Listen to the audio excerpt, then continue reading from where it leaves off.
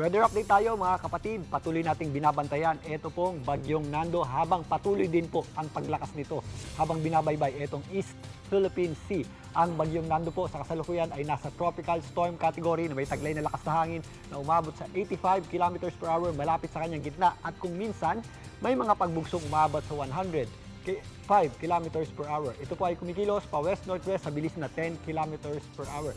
Ito pong bagyong Nando ay huling namataan ng Pag-asa sa lying around 905 km east ng Central Luzon. Nandito pa nga yan sa East Philippine Sea. Ito po ay posibleng tumungtong na sa typhoon category bukas na may taglay na lakas na hangin sa 120 km per hour at maaaring sa linggo hanggang Lunes umabot po ito sa super typhoon category na may taglay na lakas na hangin umabot sa 185 km per hour o higit pa. Bukod dyan, ito pong bagyong Nando nga ay kikilos at tutumbukin itong extreme northern Luzon sa mga susunod na araw. Kaya kailangan po natin mag-ready sa posibleng maging epekto nito dahil magiging mapanganib at magiging destructive na bagyo po itong bagyong Nando. Again, ito po yung ating tinatawag na area of uncertainty. Maaaring mas mataas po dyan or mas mababa yung tumbukin ng sentro ng bagyong Nando. Pero iyon po yung ating reference point lamang ha.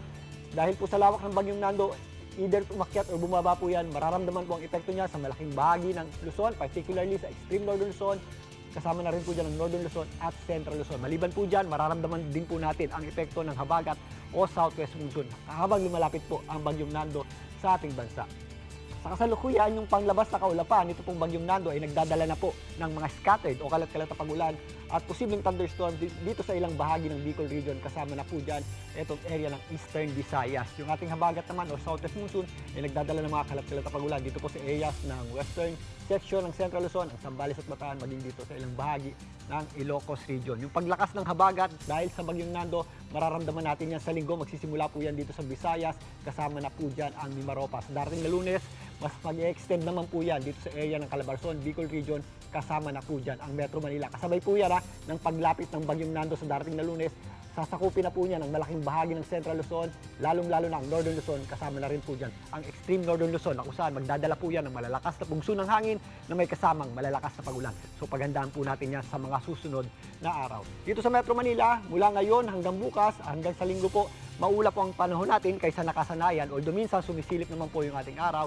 at nagpapakita nga yung araw at nagiging maulap po ang panahon natin. Posible po yung ating mga scattered o kalat-kalat na pagulan at tuwing hapon at gabi, maaari din po tayong makaranas ng mga thunderstorms ngayong weekend. So mag-ingat din po tayo dyan. Pero sa darating na Lunes mas magiging mataas po yung ating tsansa ng pagulan at magpapatuloy yan sa mga susunod na araw mula Lunes, Tuesday hanggang Wednesday dahil na po yan sa epekto ng enhanced habagat na maaaring idulot ng epekto nitong bagyong Nando. At yan muna latest sa ating lagay ng panahon. Muli ako ang inyong weather frontliner, Alvin Pura, na laging may panahon para sa iyo.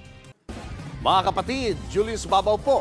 Para sa komprehensibo at makabuluhang balitaan at talakayan, mag-follow at mag-subscribe na sa social media pages ng News 5.